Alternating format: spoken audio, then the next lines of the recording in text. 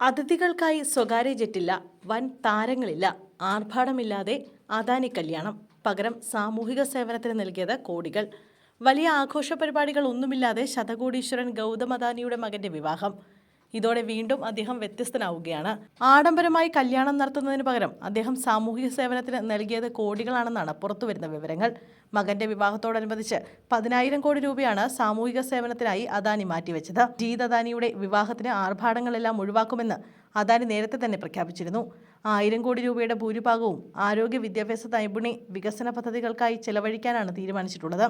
അന്തർദേശീയ നിലവാരത്തിലുള്ള ആശുപത്രികളും മെഡിക്കൽ കോളേജുകളും ഉന്നത നിലവാരത്തിലുള്ള K-12 സ്കൂളുകളും ഈ തുക ഉപയോഗിച്ച് നിർമ്മിക്കും.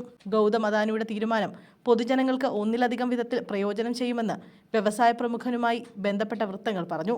കോടികൾ പൊടിപൊടിച്ച് നടത്തുന്ന ആഘോഷങ്ങളെല്ലാം ഒഴിവാക്കി മകന്റെ വിവാഹം വളരെ ലളിതമായിട്ടായിരുന്നു അദാനി നടത്തിയത്. വജ്രവ്യാപാരി ജയ്മിൻ ഷായുടെ മകൾ ദിവ്യയാണ് വധു. അതിഥികൾക്കായുള്ള സ്വകാര്യ ജെറ്റുകളും വേദിയിൽ ആരാധകർ ഏറെയുള്ള കലാകാരന്മാരുടെ പ്രകടനങ്ങളും സാന്നിധ്യവും എല്ലാം ഒഴിവാക്കി ആചാരങ്ങളിലും അനുഷ്ഠാനങ്ങളിലും ഊന്നിയുള്ള പാരമ്പര്യ വിവാഹമായിരുന്നു ജിത്തിൻ്റേത്. അടുത്ത ബന്ധുക്കളും കുടുംബവും സുഹൃത്തുക്കളും മാത്രമായിരുന്നു വിവാഹത്തിൽ പങ്കെടുത്തത്.